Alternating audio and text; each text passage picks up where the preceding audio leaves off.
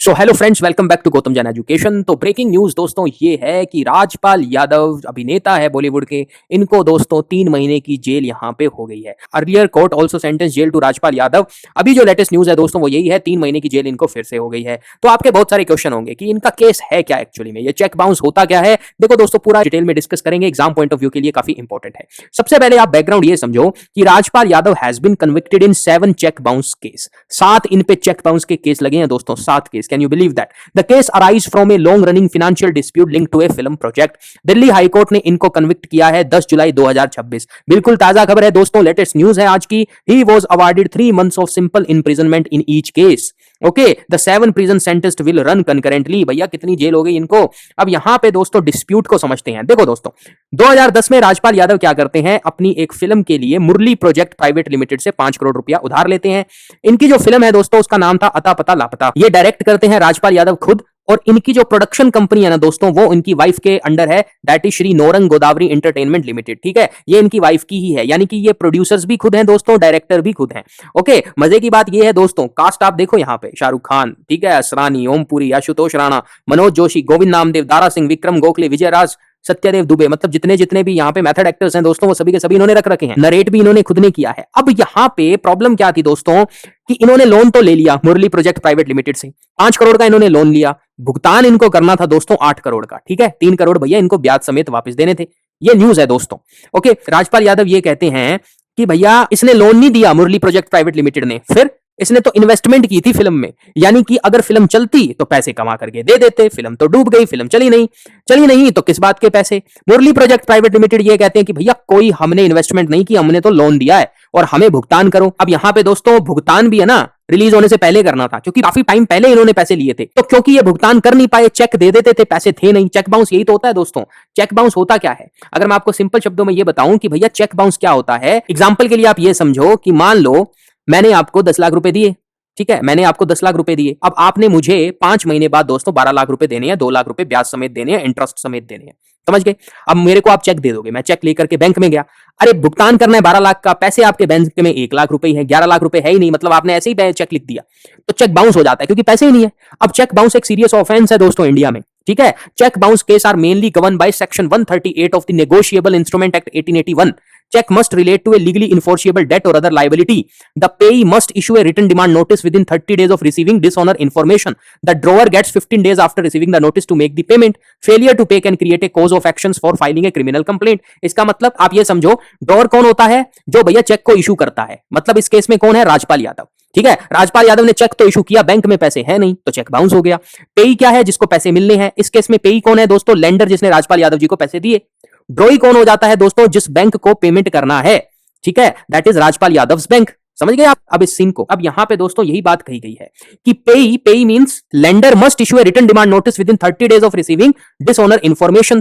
Dishonour information मतलब check bounce से related, कि भैया चेक बाउंस हो गया। लेंडर यहां पे एक रिटन डिमांड नोटिस इशू करेगा और ड्रॉवर यानी कि यहां पर राजपाल यादव को 15 दिन का टाइम मिलेगा कि भैया पेमेंट करो आप। अगर वो टाइमली पेमेंट नहीं करते हैं तो फिर केस चलेगा कोर्ट में, और कोर्ट अपने हिसाब से दोस्तों जो भी कंपनसेशन तय करती है वो देना पड़ेगा। यही यहां पे प्रॉब्लम हो रही है दोस्तों, इसलिए राजपाल यादव को जेल हो गई। 5 करोड़ की जो लोन था दोस्तों वो कितनी बड़ी लायबिलिटी बन गया है। देखो 5 करोड़ का इन्होंने लोन लिया फिल्म के लिए, फिल्म चली नहीं दोस्तों, 8 करोड़ रुपए का भुगतान तो करना पड़ेगा। अब 8 करोड़ रुपए का भुगतान भी इन्होंने नहीं किया, चेक बाउंस हो गए। इसके बाद क्या होता है दोस्तों, ये अमाउंट बढ़ती गई, बढ़ के क्योंकि ब्याज पे ब्याज लगता जाएगा, अब वो 10 करोड़ रुपए हो गया दोस्तों। फिर यहां पे कोर्ट ने कहा कि भैया 10.40 करोड़ यहाँ पे सेटलमेंट अमाउंट आपकी बनती है। ठीक है, 40 लाख रुपए तो यहाँ पे भुगतान हो जाता है, बचे कितने, 10 करोड़। राजपाल यादव जी कहते हैं भैया किस बात के 10 करोड़ रुपए, मेरी फिल्म का नुकसान हो गया 17 करोड़ रुपए का। मतलब याद राजपाल यादव यहाँ पे ये कह रहे हैं कि फिल्म रिलीज होने से पहले ही उन्होंने स्टे ऑर्डर लेकर के आ गए। अगर आप यहाँ पर देखोगे दोस्तों, the music of the film was launched by Amitabh Bachchan on 22 of September 2012. The film was originally set to release in October 2012, but its release stay by the Delhi High Court after a local businessman Agarwal filed a cheating case against director Rajpal Yadav. Okay, Agarwal ये allege करते हैं कि Yadav had taken 5 crore as a loan from him for the film and signed an agreement with Agarwal on Murli project for the music and overall production. He alleged that Yadav went ahead independently released the music and all the check Yadav gave to Agarwal bounced. तो यहाँ पे अग्रवाल जी का भी ठीक है दोस्तों, जिस हिसाब से कोर्ट ने सजा इनको सुनाई है, अग्रवाल जी का केस भी स्ट्रांग बनता है। तो राजपाल यादव अपने तरफ से कहते हैं कि भैया उन्होंने रिलीज होने से पहले ही स्टे ऑर्डर लेकर के आ गए, इससे उनकी फिल्म को नुकसान हो गया। समझे आप इस चीज को? यानी फिल्म का नुकसान हो गया, मतलब राजपाल यादव का ये कहना है कि अगर वो स्टे ऑर्डर फिल्म पे ना लेकर के आते तो क्या पता उनकी फिल्म हिट हो जाती। तो राजपाल यादव कहते हैं कि मेरे को तो 17 करोड़ का नुकसान हुआ है। अब दोस्तों ये जो केस है ना, कोर्ट तो देखो दोस्तों, जिसने पैसा दिया है उसकी भरपाई तो करवाएगी, ठीक है, इसीलिए इनको दोस्तों जेल हुई है।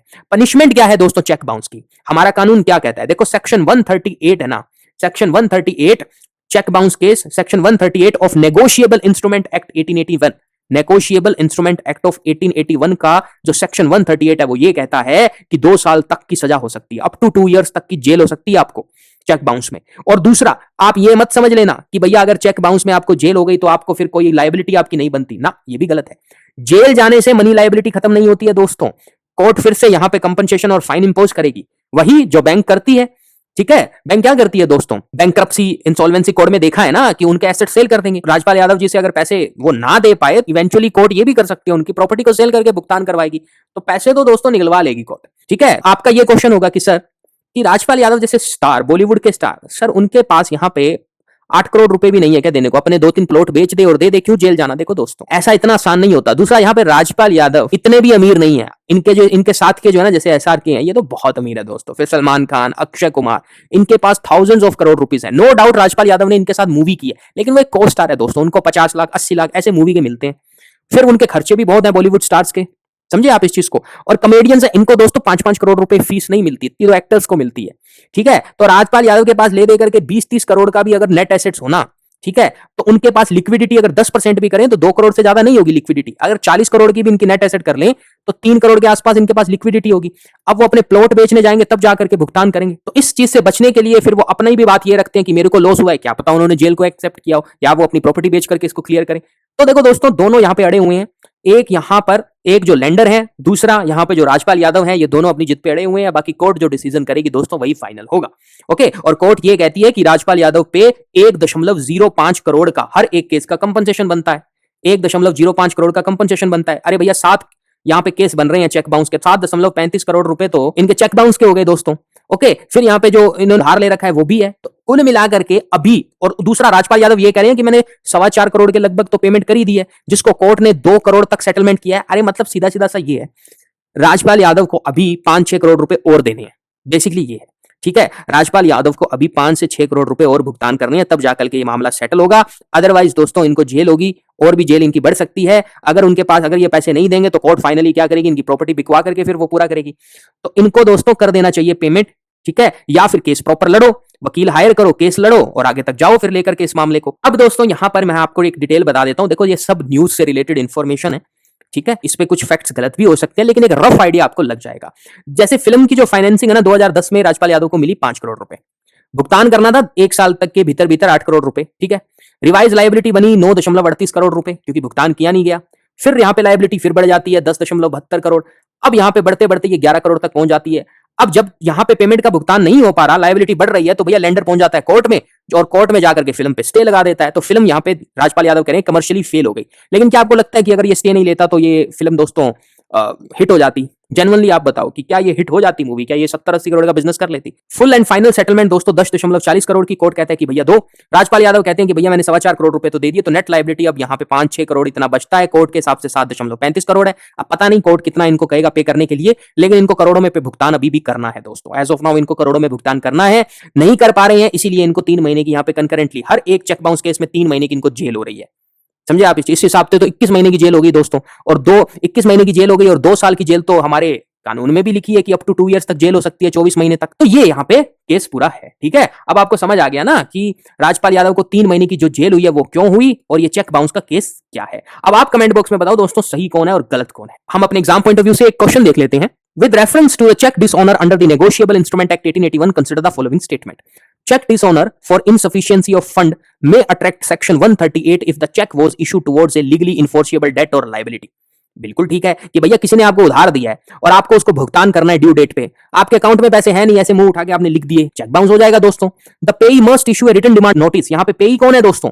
पेई है भैया लेंडर जिसने पैसे दिए हैं। Within 30 days of receiving information regarding the dishonor from the bank, ये भी ठीक है। द ड्रोवर यहाँ पे कौन है दोस्तों? ड्रोवर है Rajpal Yadav, okay, is given 30 days from the receipt of demand notice to make the payment। नहीं, देखो चेक बाउंस होने के बाद है ना जो ड्रॉवर है यहाँ पे राजपाल यादव को 15 दिन दिए जाएंगे कि भैया पेमेंट करो, नहीं करेंगे तो फिर उन पे लीगल कार्रवाई होगी।